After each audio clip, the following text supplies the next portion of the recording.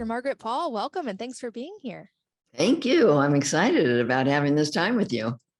I think this is such an important topic, but before we jump in, I have some fun facts about you, and I would love to hear a little bit more about your horse, and especially riding it really fast. I have limited horse experience, and I'm still in the white knuckle and hold on tight phase. Yeah, so I was really fortunate in that I learned to ride as a child, and then I always wanted horses, and I got horses as an adult. So I already knew how to ride. What's the problem you're having? Oh, it just still feels like I'm going to fall off this thing, but I'm getting used to it. Yeah. Oh, horses are just amazing. They're so present and so intuitive, and I just absolutely adore horses.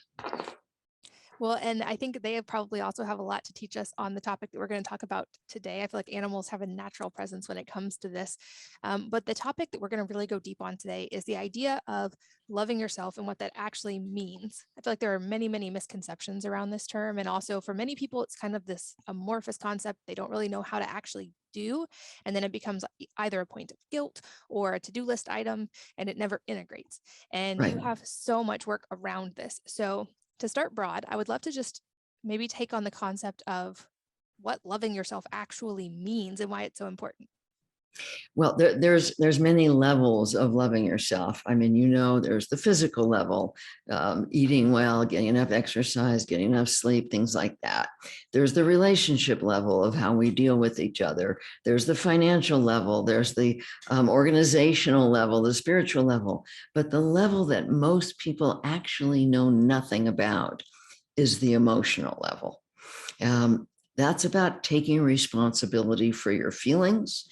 And as I'm sure you know, very, very few people had any role modeling for personal responsibility for their feelings. Most people have no idea what their feelings are telling them. They learn many ways to avoid their feelings. And this is really what self-abandonment is on the emotional level, is finding so many ways to avoid your feelings, which is, to me, really, really sad. So what we're going to be talking about mostly is what it means to love yourself on the emotional level. It's not just like, oh, I get my nails done and take a hot bath. That's not what we're talking about. What we're really talking about is more about what happens if you want to be a loving parent to a baby. You want 100% responsibility for making sure that that baby feels loved and feels safe and feels tended to. That's what people need to learn to do on the inner level. I'm so glad you made that distinction about the emotional level, because I think often, especially for women, this kind of gets swept under the broad umbrella of just self-care and Right. relax more, take more bubble baths. And those things, while they can be great, are not going to shift that inner experience. And I saw Yeah. firsthand in my own life, I had wonderful parents, and I think many of us maybe can share this experience of you can have parents who were wonderful and did their best, and yet there were still aspects of you as a child that maybe weren't loved in the way that you particularly needed, or that it caused some emotional experience as a child that then carries over into adulthood, or there was a acute traumatic experience maybe that led to this kind of Right. rift, or how you talked about the avoiding feelings, or kind of that break from the emotions. Right.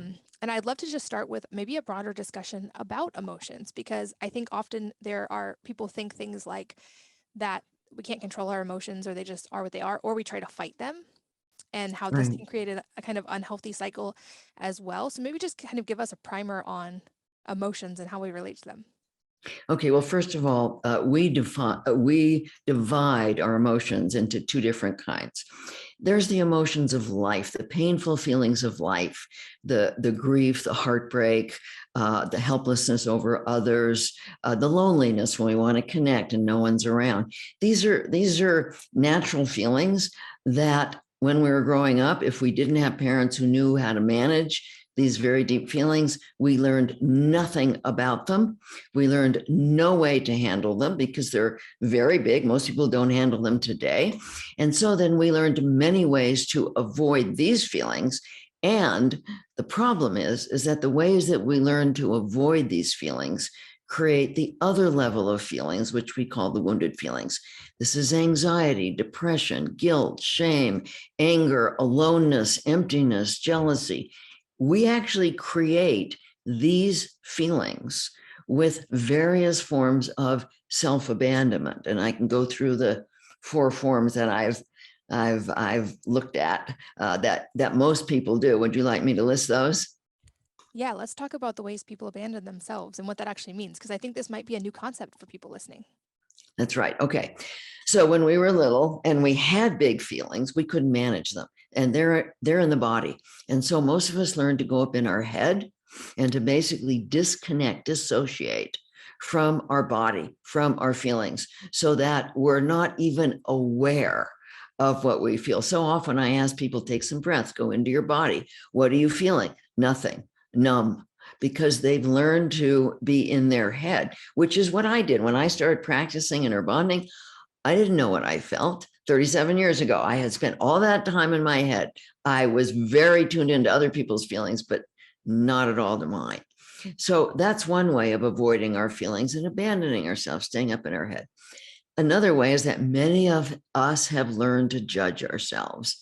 So many of us were judged as we were growing up, and we absorbed what we call in inner bonding the ego wounded self of our parents or caregivers, the ways that they protected against their pain and tried to control their feelings or control us. We absorb that. So if they were judging themselves or judging us, then we're doing that. We tend to treat ourselves either the way that our parents treated us or the way they treated themselves. Many people say, oh, my parents were great. They were really loving to me. But then I say, well, how did they treat themselves? They say, oh, my mother was, she was a caretaker. Everybody walked all over her. She gave herself up all the time. She was always exhausted. My father worked too hard. He came home. He sat in front of the TV. He smoked cigarettes. He drank beer. So there was a lot of self-abandonment going on with the parents, even if they were loving to the kids. So we learned to do that. And a third way is that we learn to numb out our feelings with various addictions. If you look around, there's food, alcohol, drugs, there's activities, there's pornography for a lot of people, or sex, or shopping, or spending, or overwork, or television, or the internet, the iPhone, video games. There's so many ways that people have learned to avoid responsibility for their feelings, avoid even feeling their feelings. Many people find themselves grazing in front of the refrigerator before they even know they have a feeling. And then the fourth way is that we make other people responsible for our feelings. And this is actually the major cause of relationship failure. It's like if you think of your feelings as an inner child, instead of you wanting responsibility for that inner child, you're handing that away to the other person, saying, here, I don't want to take care of myself. I don't want responsibility for my feelings. I can't make myself feel full and happy and worthy. It's your job. And this is what's called codependency in relationships, where we're making each other responsible for our feelings. And once we do that, then we have to try and control. And of course, this is a disaster because people either try and control overtly with anger or blame or threats, or covertly, which is what I did, by giving themselves up and being a caretaker and taking responsibility for everybody else in the hopes that they're going to love you, which of course they don't. They just keep taking and taking. Yeah, that last line is one I can resonate with, and one that I now am at least aware of and am Yeah, working on. And I think it seems like there's an element of this, that awareness and learning to have language and like connecting to those feelings is at least a step, not the only step, but at least a step in undoing that. But I say I'm a recovering people pleaser and manager, that right, I had internalized this idea that I'm not safe and loved unless everyone around me is happy and taken care of. And right. I think maybe other women can resonate with that a Oh, little yeah, bit. And the problem is we only have so many resources within ourselves. And eventually we will reach a point of burnout from doing that. And also, like you yeah. said, we can't earn love in that way. But it does feel like we can because of these childhood experiences. It seems obvious from the way you just explained that these things obviously would have a huge impact on how we exist in relationships and how we exist as parents, which is a big one for a lot of people listening. But Yes. walk us through maybe some of the things you see related specifically to maybe primary relationships and parenting. Yeah. So, of course, once we give ourselves up that much or try and control with anger and blame, we never get what we want. Now, with me, for example, I did that for so many years until I got very depleted and then I got very ill. And that's unfortunately one of the consequences that I see with many of the women I work with, that they've given up and given themselves up until they get very ill. And fortunately, that's when inner bonding came in for me. And I started to realize, because I had been eating well I started eating well. I started eating all organic when I was 22 years old. But when I got ill, I was 45 years old. I'd been fairly healthy, but I would have died if inner bonding hadn't come in. I was getting so sick that if I didn't start to take care of myself, I would have died. But and this is the challenge for people. When you've been a caretaker all your life, and I was taking care of my husband, my children, my parents, my clients, everybody. When you've been doing that, and I did it really well. I mean, I was Mother Earth. I was a really good caretaker.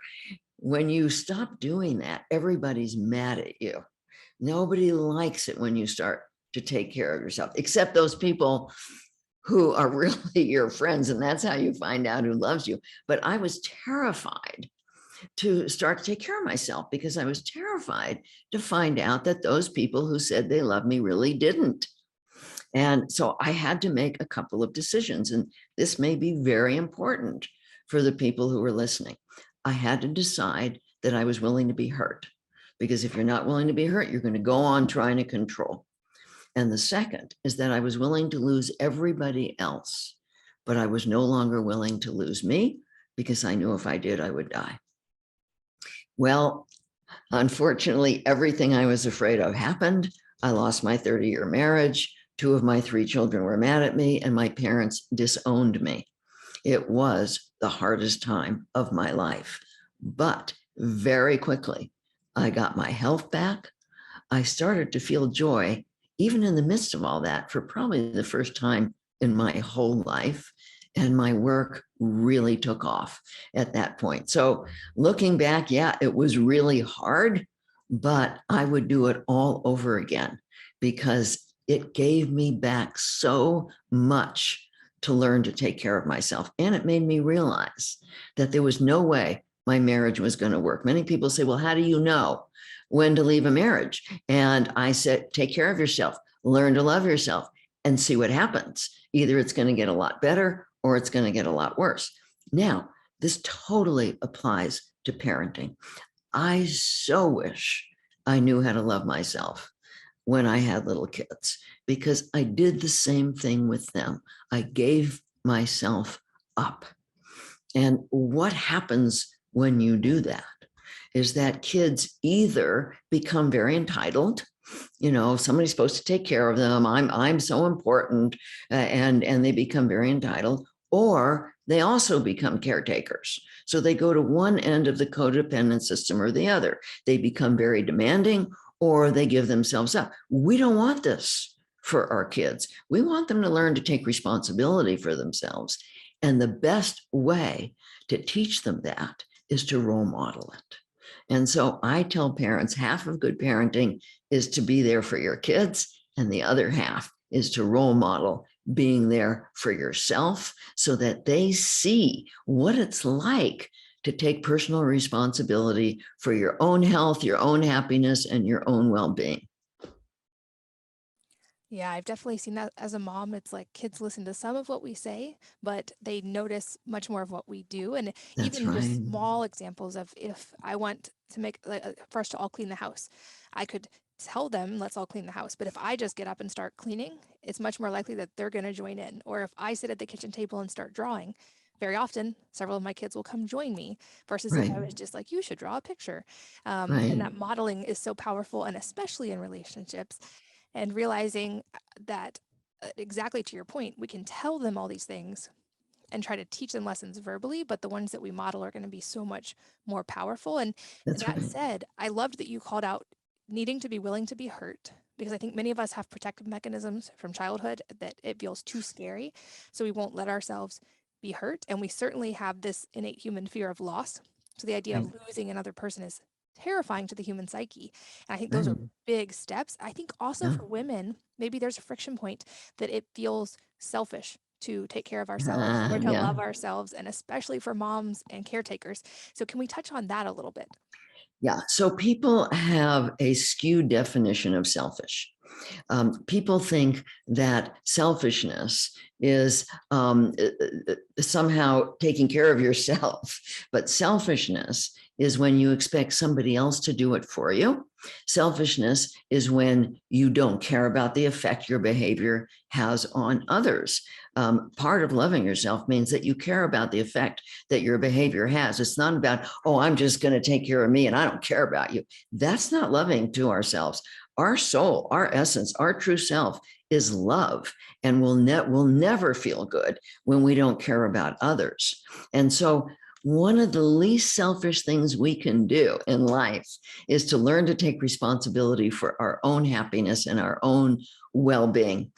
I've talked to so many people who would have given anything if their parents had taken care of themselves and been happy. I think about my mother, who was always miserable. I would have given anything if she would have role modeled making herself happy, because I had no idea how to do that from her role modeling. Now, she gave herself up a lot and she was really controlling in a lot of ways. That didn't help me. That didn't help me learn to take responsibility for myself. So it's the least selfish thing we can do. Imagine if we had a planet where everyone was taking responsibility for their health, their happiness, their well-being. We would have a planet of deep caring, of deep compassion, because part of taking care of yourself is learning to be compassionate rather than judgmental. And when you learn to do that, you extend that out to others. And so we would have a very loving and kind and caring planet. As it is, we don't in a lot of ways because of people trying to control. They're coming from their ego wounded self. They want to control getting love. And this is a really important thing. Well, they want love, they want power, they're coming from greed. That's selfishness. There's a huge difference between trying to have control over getting love, which is where many people are when they get into a relationship, and with their kids, they want to get love, and being able to share love. We cannot share love if we don't have love inside, if we're not filled up with love. And we don't get filled up with love from others. We get filled up with love from being able to tap into a higher source of love, a spiritual source of love. And those people that know how to do that, they're full of love and they're full of joy. But when people have not learned how to do that, they come from an emptiness, and then they pull on other people to take care of them. And then if those people don't take care of them, they call those people selfish, which is really a projection of their own selfishness and self-abandonment. That's such an important point. And to your point about the motherhood connection, and it sounds like the story of your own mother, that was a thing I realized very much the hard way as a mom, was that if I'm in this place of constant just outflow toward everyone else and taking care of everyone else and never modeling the reverse or taking care of myself, it actually creates a dynamic in which my kids emotionally feel a need to take care of me, and that starts that caretaking That's cycle. right. And That's right. I'm a firm believer of like, our kids are not there to be our therapist, certainly. We're there to be No, emotionally there for them and to model these right. skills, but they should never feel like they have to be the emotional support for me as the adult. And so that was a pattern I became very aware of. And I also love that you mentioned that that has to start inside. I've used the analogy of, often from these childhood wounds, we can have what feels like a black hole inside of us, and we can Yeah, shovel everything into it, trying to fill it with addictions or often with relationships, and tell someone else, like, I need you to fill this hole inside of me. But it only right. ever gets filled by building that scaffolding from the inside out. And then we have the capacity to receive love within that without it just being a bottomless vacuum that can That's never right. actually be That's full. right. So that leads me to the question, how does a person begin to take responsibility for their own happiness, because I think this is such a huge concept. And I hear from people in my own life and in my readers and listeners who say things like, I'll post a quote about happiness and I'll get a response like, well, that's great for you, but I could never be happy again because I lost a child, or I could never be happy again because I was assaulted. And not to take away from those being very difficult things, Right. but I think it's important to separate that we do have sovereignty over our happiness. That's So right. let's talk about, how do we begin that process of taking responsibility? Well, this is actually the inner bonding process. And so I'm going to go through a brief description. So the first step is that you have to be willing to feel your feelings. You have to take the journey from your head to your heart and soul, because that's where your feelings are. And you have to recognize that your feelings have very, very important information. Your wounded feelings, anxiety, depression, guilt, shame, are letting you know that you're abandoning yourself in some way. And these deeper, painful feelings of life, the heartbreak, the grief, the helplessness over others, the loneliness, are letting you know something about what's going on with other people or with the situation. But you need that information in order to be able to take care of your feelings. Nobody's going to do it for you. So you need to be willing to feel the feelings. And in step one of inner bonding, you learn to get in your body and you decide you want responsibility for whatever the feelings are. Then you go into your heart, you breathe into your heart. And in inner bonding, there's only two intentions possible. One is the intention to learn about loving yourself and sharing your love. And the other is the intention to protect against pain with various forms of controlling, self-abandoning behavior. Now, obviously, if that's your intention, nothing's going to change. And so in step two, we consciously choose the intention to learn about loving ourselves. And we teach people how to open to their higher self, which is their source of love and truth and wisdom. And so in step two, we're opening to whatever that is, and we're just inviting the love and the compassion and the truth and the wisdom and the strength of our higher self into our heart. And this is what creates what we call the loving adult. We have to be a loving adult if we're going to learn. We can't learn from this lower part of our brain, the left amygdala here, which is just coming from fear, fight, or flight. We can't learn from there. We have to be in our higher brain, in our loving adult. And then in step three, we are exploring. Like, let's say I go in and I'm feeling guilty, which is a common feeling for women. And so I would say, well, how am I treating you? What am I telling you? What am I doing or not doing that's making you feel guilty? And if my inner child, my inner self trusts me enough, which happens over time, she's going to say, well, you're judging me. You're telling me I'm not good enough. You're telling me that I didn't do it right. You're telling me I'm being selfish. You're telling me I should have done something else with this person, or I said it wrong, or I did it wrong. You're putting all this pressure on me. I got to do it right.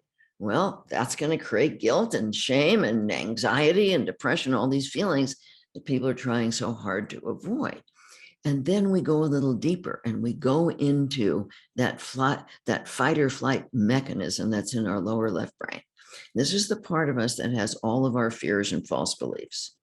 And we're asking something like, there must be a good reason that you're judging us. What do you hope to gain by judging? So if we've done the process enough where we're open to accessing that wounded part might say, well, if I judge you enough, you'll do it right.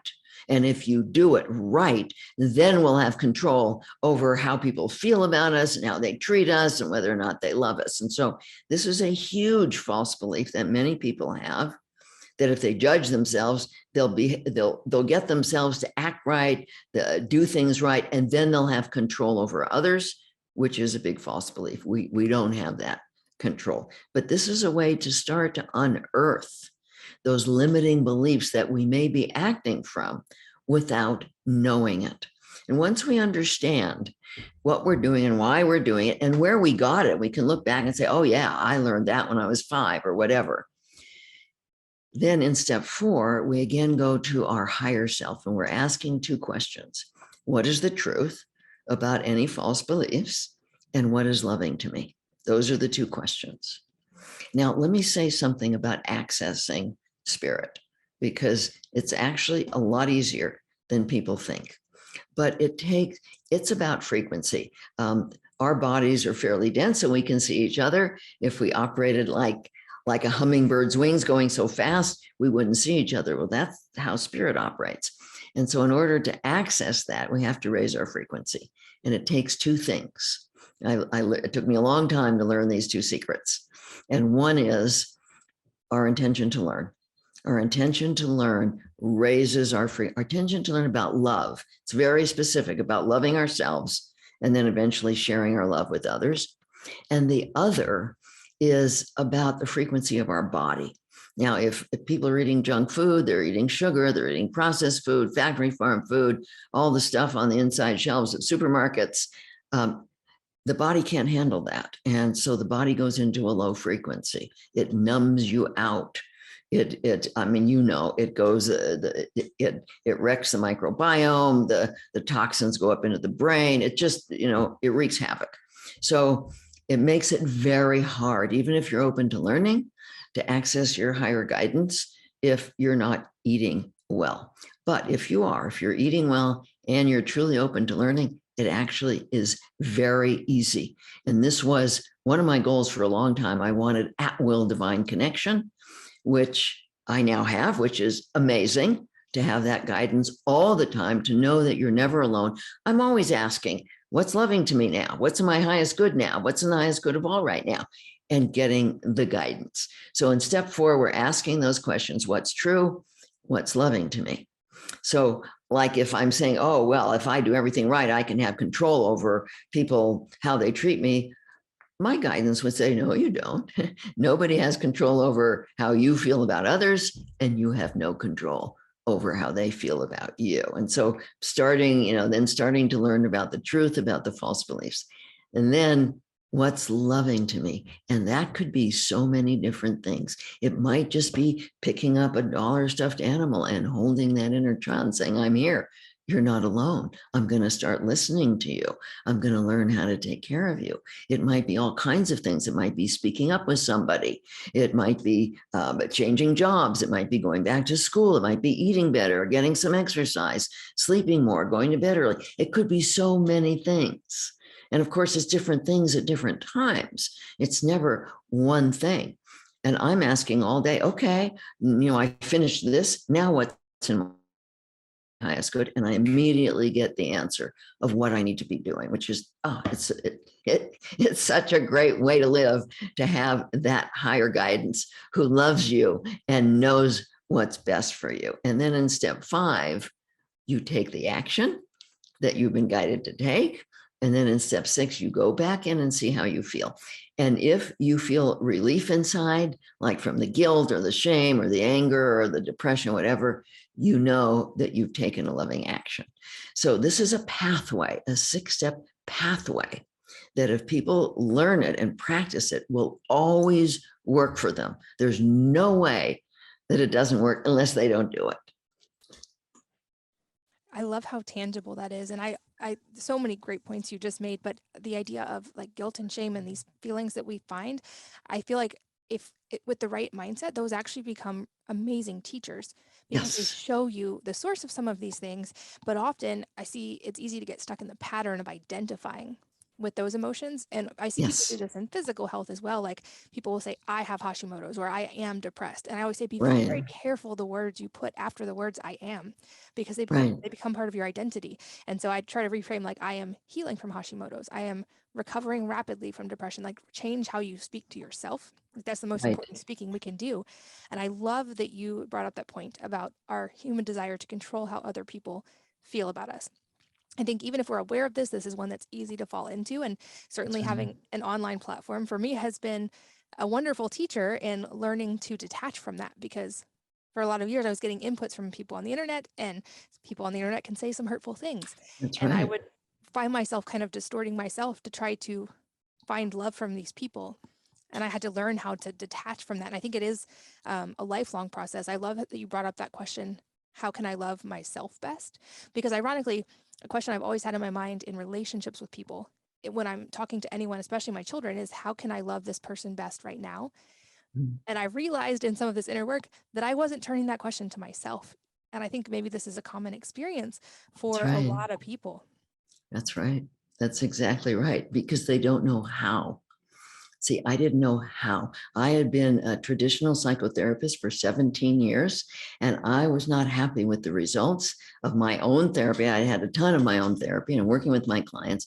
That's when I started to pray for a process that would really work. And that's when I met Dr. Erica Chopich. She's the co-creator of Inner Bonding, and Spirit brought it in.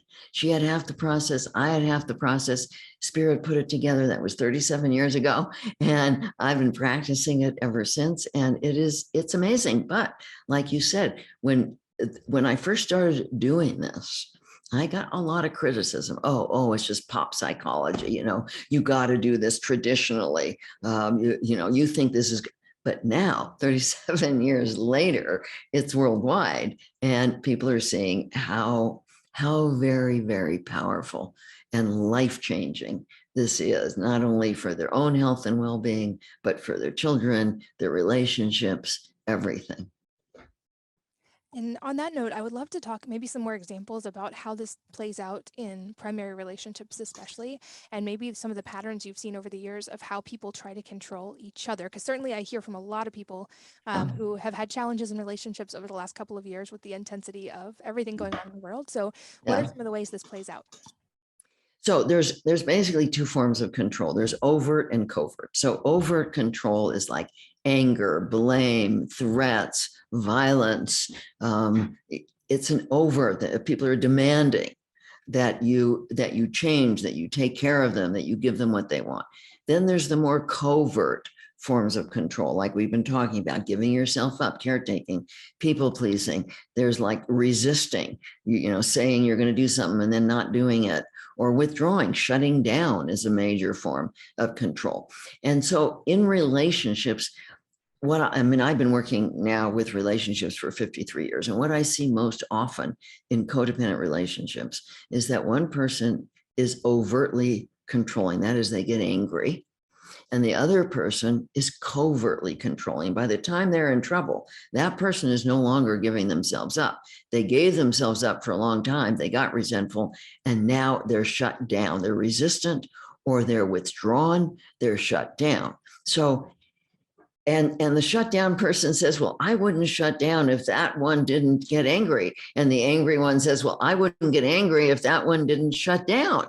You see, and they're both right and they're both wrong, because it did not start in the relationship. They brought these ways of control with them. They learned them in their families. We adopt these ways of control quite early. I adopted being a good girl, being a people pleaser, being a caretaker very early in my life. And then, of course, I married somebody who was overtly controlling, was angry and blaming. Well, of course, I could blame him, but, which I did, until I started to realize this is a system between us. But we come in with this, baggage. We all do, because, like if I think about my parents, I never saw them actually opening to learning and resolving conflict in ways where they cared about themselves and each other. I saw them getting angry and shutting down and blaming and judging. I never saw them sit down and say, I'm feeling anxious. I wonder how I'm treating myself that's causing this. It was always, well, if I'm anxious, it's somebody else's fault. Somebody else is causing this for me. And so that was the role modeling that most of us had. And so, of course, we bring this into our relationships and we play it out. But our relationships are a wonderful arena for healing all this, for healing these underlying fears of rejection, fears of engulfment, fears of losing the other and losing yourself. These are the bottom line fears that most people have. And you're not going to heal these outside of a relationship. You're going to heal them in a relationship if you open to learning, but not if your primary intention is to control and avoid being controlled, going into resistance and all of these forms of control that we're talking about. So it's really miraculous of what happens when two people open to learning about themselves. But even if one doesn't, it's a system. So if one person stops their end of the system, see, that's what I did. I stopped my end of the system. That gives you information. That's why I said it either gets better or it gets worse. But very often, if one person comes to me and they deal with their end of the system, then the system has to change. And so often the other person says, I like what's happening. What are you doing? And then they'll start to do their work. So I encourage people, focus on yourself. Don't wait for your partner. Don't say, well, I'll do it if you do it. Just, see this as an opportunity for you to do your inner work and be prepared for what's going to happen. Most of the people that I work with, their relationships get better and better. Sometimes the other person, like in my situation, really is not willing to change the system. And then, if it's not tolerable to you, the relationship might end. Yeah, I think that's an important point, and it ties into that being willing to lose, which feels very scary. Right. But like realizing we only have ability and responsibility for our contribution to that system. And also, I That's think right. having it as an idea of a system takes it away from the idea that of a person or an action on each other being good or bad. It's the system that we've co-created. Let's look at that. And it makes sense that you could create turmoil if you suddenly change a system that's existed for a long time. And I hear from a lot That's of right. women, since sharing my trauma story, who, when they start doing trauma work, it stirs up all kinds of stuff in their relationships, Oh, yeah. for sure. Yeah. And so I'm glad that you Absolutely. bring that up to be prepared for. And I also know, I think this is a lifelong journey, but from the part of the journey I'm in, that freedom that comes when we take Oh, yeah. complete responsibility for our own emotions, because ironically, we outsource that to other people from this myth of control. And Right. ironically, the control actually comes in the things we actually do have autonomy and control over, which is our own emotions and reactions. And That's we're right. able to create that change we were hoping to create by controlling others when we change ourselves. And I think your approach so brilliantly ties in. I love aspects of Stoicism, for instance, and I love reading Marcus Aurelius and Viktor Frankl. And I think people can read these and hear these concepts and think, okay, that's great. Like I should focus on the things I can control and et cetera, et cetera. But how do I actually do that? And I think your system is what gives the Right. tangible steps The on how. the practical ways to do it, which is so helpful. And the question that keeps coming to my mind, we've talked about inner child and also how these things very obviously relate to our parenting and our children. But for those of us who, as our adults, are repatterning our own inner child, do you have any guidance for, other than, of course, working on ourselves, ways that we can, in our maybe our language and our modeling, be better parents to help our kids have some of these, maybe the words for their emotions or the not lose those connections with their emotions early on? So maybe we can break the pattern and our kids aren't having to do so much work when they're adults to undo the damage. Yeah, but again, it's about the role modeling. They will learn what you do. I mean, it's great. Many people have taught their kids inner bonding. In fact, I had one woman I was working with, and she had a 7-year-old and a 9-year-old sons, and they said they wanted to come to their next session. And she had been teaching them inner bonding, and they came in, and I said, "Why did you want to come?" And they said, "My mother isn't doing inner bonding. She is not taking responsibility for her feelings." So they had already absorbed. I mean, children learn it really easily. Even kids as young as 2.5 can learn to start to take care of their own feelings if they understand that, if they understand that they have these feelings and understand how to take responsibility for them, for learning from them. Now, you mentioned trauma. I want to say something about trauma because I work with a lot of people who've been deeply traumatized. The trauma therapies are great, like emotional freedom technique and somatic experiencing and EMDR, they're great, but people don't heal deeply unless they're also learning to love themselves, because if they don't, they're re-traumatizing themselves by treating themselves the ways that they were treated. And this is something that I see over and over where people with trauma come to me. Well, I've done these, this many years of EMDR, and I've done this and I've done that, and I still have so much trauma. Well, then I look at how they're treating themselves. Well, of course they do. They're re-traumatizing themselves over and over again. So it's essential to learn to love yourself if you want to heal from trauma and not pass that down to your kids. Because when people are traumatized and they're not taking responsibility for it, those kids absorb that. Kids absorb everything from us. And so it's so important for people to learn to take responsibility for that.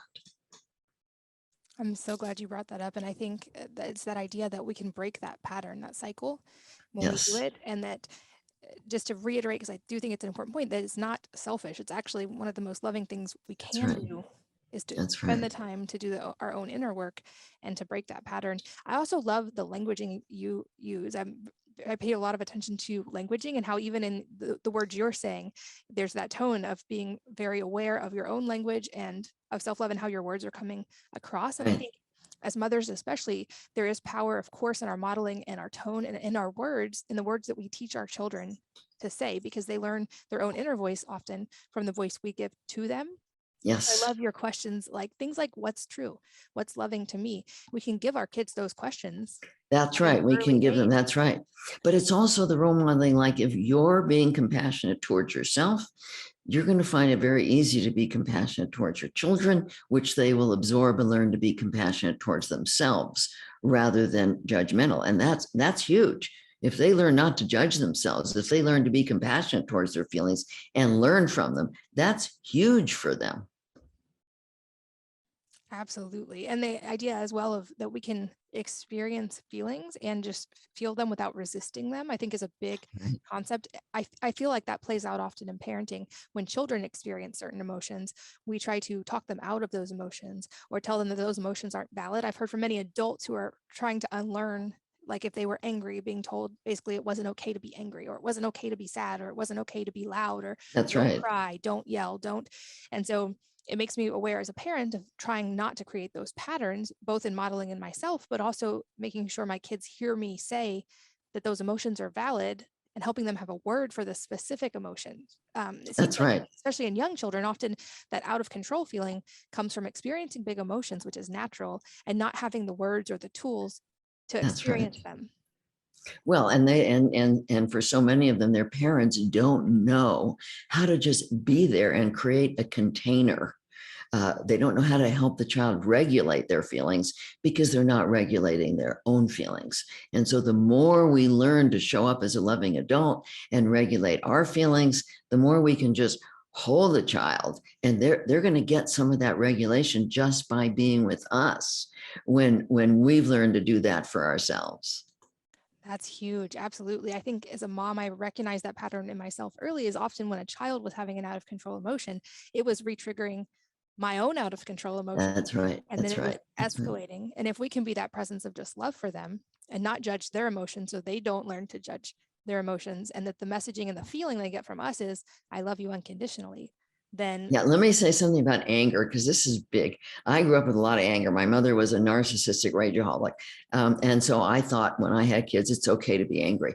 And one day I was angry at my son, who was 2.5. I was yelling at him, and he looked up at me with big eyes and tears rolling down his cheeks. And he said, "Mommy, when you yell at me, I feel like I'm going to die." And I started crying, and I went in my room, and I made a decision I was never going to yell again. But that took work. And when I eventually realized that anger at another is a projection about some way we're not taking care of ourselves, that my inner child was angry at me because I wasn't taking care of myself. And then I was projecting it out onto my kids. And that's not loving to them. And it wasn't loving to me. And I eventually learned to embrace my anger like any other feeling and learn how I was abandoning myself in the face of that. that is so, so powerful. I love that anger at another is a projection of some way we're not taking care of ourselves. I have a feeling I'm going to write Right. that on my wall as a reminder. And I feel like I could talk to you all day. I think this is such an important issue, and I hope that maybe we can do a round two when we get questions from this episode, because I Yes. am a firm believer my mission in life is to support moms, because I firmly believe when we help moms, we help the whole world, and that Yes, women I do too. moms are such a powerful force of nature, and that we can break so many patterns when we start with moms. That's right. So on that note, I'm guessing people listening have probably deeply resonated with different things that you've said, and hopefully are willing to start this process, because there is so much freedom in it and so much beauty in the relationships that come and change when we can take responsibility for our own emotions. Where's the best jumping in point for people? I know you've written several books and you have a lot of work around this. I'll put links in the show notes, but where's the best place to start? Okay, so people can go to innerbonding.com. They can take our free inner bonding course. There's a 7-day course, and that's a great place for them to start. And I can send you a link for a free ebook, The 4 Mistakes That Block Self-Love and Relationships. And that's also a great place to start. Wonderful. Well, those links will all be at wellnessmama.fm for any of you who are listening while driving or exercising. You can find everything we've talked about there. I know you also have a lot of work around this. I'll make sure your books are linked and your website and different things you've written about this. But speaking of books, I love to ask that besides your own, if there are a book or a number of books that have profoundly impacted your life, and if so, what they are and why. Well, it's interesting that you mentioned one of them, which is Viktor Frankl. Man's Search for Meaning has been one of my guiding lights because this man in a concentration camp was able to stay focused on what was loving, no matter what. That to me has been truly amazing. And I keep that in mind. I also have had a couple of mentors, but people would not know of them, that their books have been profound for me, but that book has been amazing. And any parting advice for our listeners today that could relate to something we've talked about or be entirely unrelated? You mentioned emotional freedom, and this is such an important point, is that people can move beyond emotional dependency into emotional freedom. Anybody can. And into the joy of that, and into the being able to share love rather than trying to get love. If they decide that their highest priority is to learn to love themselves, that's what they need to decide. When they decide that, they will learn how to do that, and they will attain emotional freedom. So beautiful. And like I said, I would love to do a round 2 one day. I hope that people will jump in and that we'll get lots of great questions. But Great. I'm so grateful for your time today and your many years of work on this topic that I think it's really, truly making a difference in the world. So grateful that you were here. Thank you. Well, thank you so much, Katie. And thanks as always to all of you for listening and sharing your most valuable resources, your time, your energy, and your attention with us today. We're both so grateful that you did. And I hope that you will join me again on the next episode of the Wellness Mama podcast.